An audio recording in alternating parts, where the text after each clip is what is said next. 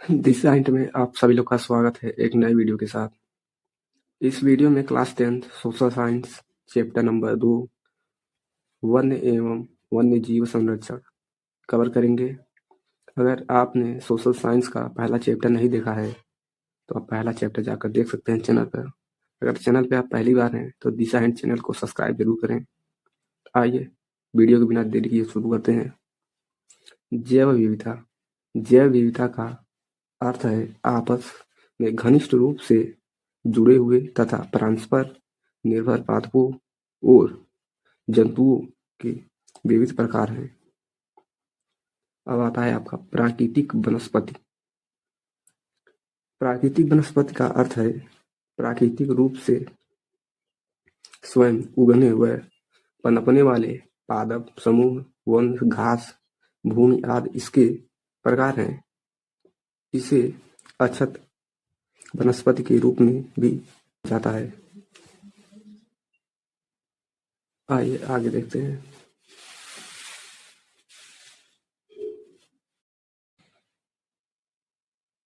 स्वदेशी वनस्पति प्रजातियां। स्थानीय पादप व अक्षत प्राकृतिक वनस्पति जो कि विशुद्ध रूप में भारतीय हैं, इसे स्वदेशी वनस्पति प्रजातियां भी कहते हैं। आइए आगे देखते हैं। पारिस्थितिकी तंत्र।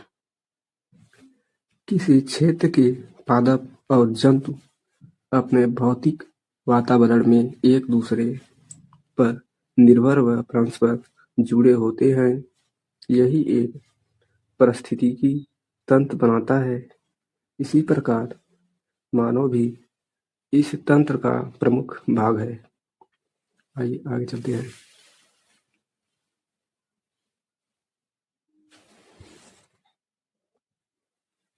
वन्य जीवन।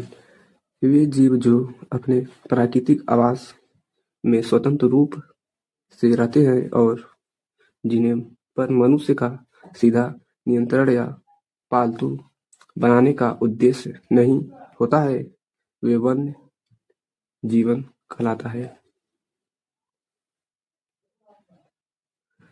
फ्लोरा। किसी विशेष भौगोलिक क्षेत्र जैसे जंगल, देश या महाद्वीप या समय प्राचीन काल में पाई जाने वाली सभी प्रकार की वनस्पतियों का समूह होता है फ्लोरा में, या फ्लोरा शब्द जो है इसका अर्थ है। आइए आगे देखते हैं।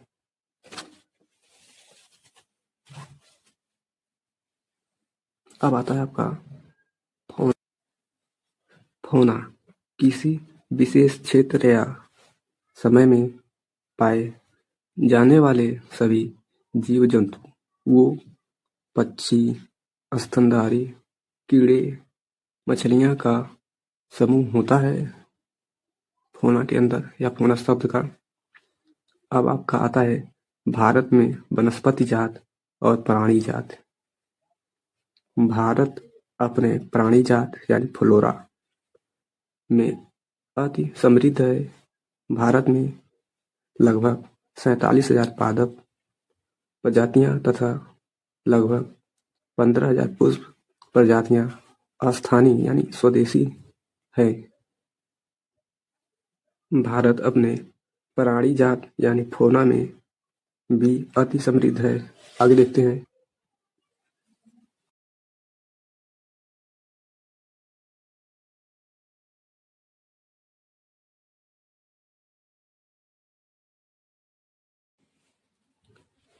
यहाँ 81,000 से अधिक प्राणी जंतु जातियां हैं। यहाँ पक्षियों की 1200 से अधिक और मछलियों की 2500 से अधिक जातियां हैं। यहाँ लगभग 60,000 प्रजातियों की कीट पतंग भी पाए जाते हैं।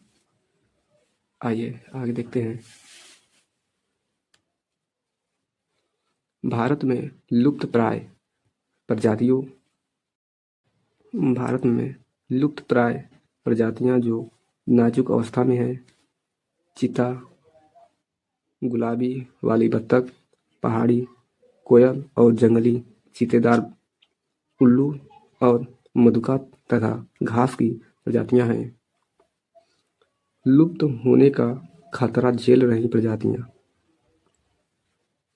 भारत में प्राणियों में से स्तनधारियों की 79 जातियां, पक्षियों की 44 जातियां, सरीसृपों की 15 जातियां और स्थलचरों की 3 जातियां लुप्त होने का खतरा झेल रही हैं। लगभग 1500 पादप जातियां भी लुप्त होने का खतरा बना हुआ है।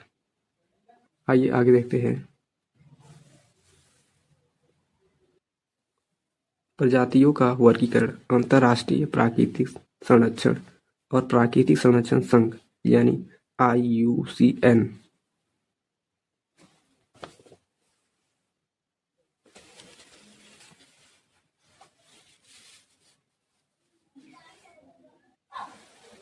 के अनुसार इनको निम्नलिखित श्रेणियों में विभाजित किया जा सकता है। आइए पहला देखते हैं। सामान्य जातियां वे जातियां हैं जिनकी संख्या जीवित रहने के लिए सामान्य मानी जाती है, जैसे पशु, साल, चीड़ और किंवदंत आदि। दूसरा है आपका लुप्त जातियां। ये वे जातियां हैं जो इनके रहने के आवासों में खोज करने पर अनुपस्थिति पाई गई है, जैसे एशियाई चीता, गुलाबी सिर वाली। अब आपका आता है सुभेद जातियां।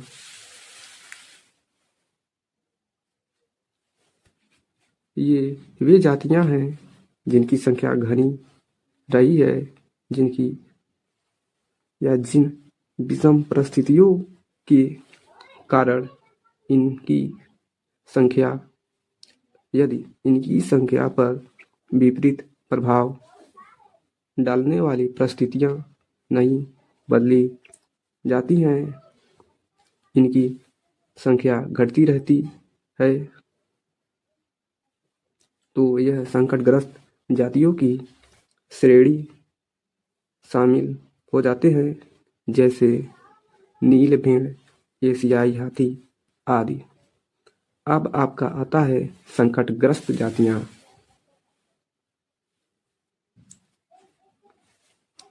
चौथा है संकटग्रस्त जातियां। यह वे जातियां हैं जिनके लुप्त होने का खतरा है, जिन विषम परिस्थितियों के कारण इनकी संख्या कम हुई है।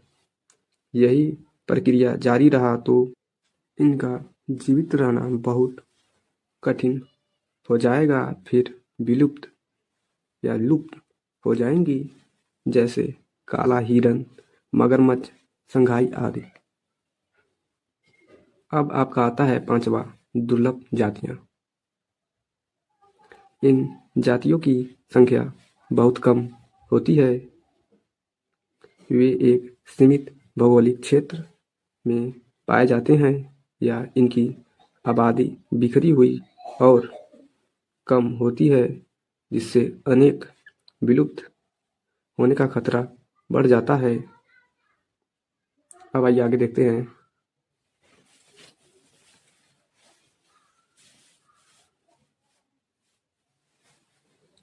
स्थानिक जातियां प्राकृतिक या भौगोलिक सीमाओं से अलग अलग विशेष क्षेत्रों में पाए जाने वाली जातियां अंडमानी टील, निकोबारी कबूतर, अंडमानी जंगली सूअर और अरुणाचल के मिथुन इनका उदाहरण है।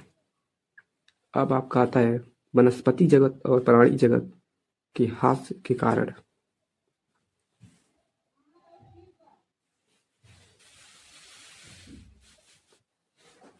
इसमें पहला है कृषि का विस्तार। भारतीय वन संरक्षण के आंकड़े के अनुसार 1951 से 1980 के बीच 200 वर्ग किमी से अधिक से वन क्षेत्र को कृषि भूमि में बदल दिया गया है, अर्थात वनों को काट कर खेती कर रहे हैं।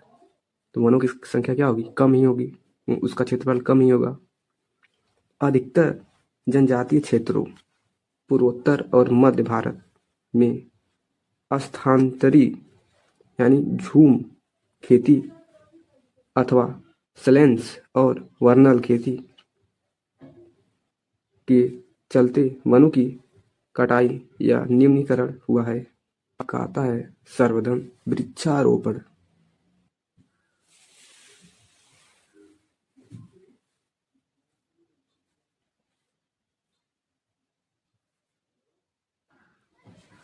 इसमें दूसरा है सर्वधन वृक्षारोपण, जब व्यावसायिक महत्व के किसी एक प्रजाति के पादपों का वृक्षारोपण, तो इसे सर्वधन वृक्षारोपण कहते हैं। भारत के कई भागों में सर्वधन वृक्षारोपण किया गया ताकि कुछ चुनिंदा प्रजातियों को बढ़ावा दिया जा सके, जिससे वन्य प्राणियों का उन्मूलन हो जाए या हो गया, ठीक है, यानी बचाया जा सके। तीसरा है विकास परियोजनाएं। आइए इसको भी डिस्कस कर लेते हैं। विकास परियोजनाएं आज़ादी के बाद से बड़े पैमाने वाली कई विकास परियोजनाओं को मूर्त रूप दिया गया है। इससे जंगलों को भारी क्षति का सामना करना पड़ता। 1952 से आज तक नदी घाटी परियोजनाओं के कारण 5000 वर्ग किमी से अधिक वनों का सफाया हो चुका है। तो ये रहा इस दूसरे लेसन का यानी दूसरे चैप्टर का पहला वीडियो। आने वाले अगले वीडियो में हम पूरा इसको ख़त्म करेंगे। और मैं एक टॉपिक बता दे रहा हूँ, खनन से स्टार्ट करेंगे हम। तो अगर चैनल को आपने अभी तक सब्सक्राइब नहीं किया है तो चैनल को सब्सक्राइब कर लें। मिलते हैं नए वीडियो में।